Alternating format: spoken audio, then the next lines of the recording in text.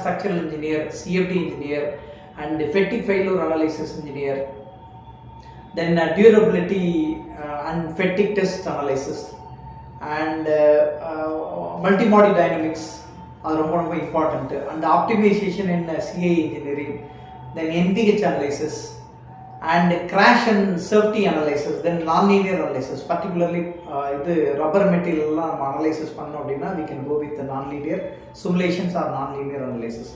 இதெல்லாமே வந்து comes under FEA domain அல்லது CAE engineering அப்படிங்கிறோம். இதுக்கு வந்து இந்த கோர்சஸ் எல்லாமே நம்ம தெரிஞ்சுக்கணும் அப்படின்னா கட்டாயம் வந்து இதுக்கு ஃபண்டமெண்டல்ஸ் நம்ம தெரிஞ்சுக்கணும். மோஸ்ட்லி பார்த்தீங்கன்னா ஸ்ட்ரக்சரல் ரிலேட்டடான பேசிக் தியரியும் ஃப்ளூயிட் ரிலேட்டடான பேசிக்ஸ் தியரியும் ரொம்ப ரொம்ப முக்கியமானது. ஒன்ஸ் இது தெரிஞ்சுட்டு இதை வந்து சாஃப்ட்வேரோட இன்டெகிரேட் பண்ண தெரிஞ்சு அப்படின்னா கண்டிப்பாக நம்ம ஒரு இண்டஸ்ட்ரியில் வந்து FEA எக்ஸ்பர்ட்டாக அல்லது FEA அனலிசிஸ்ட்டாக வந்து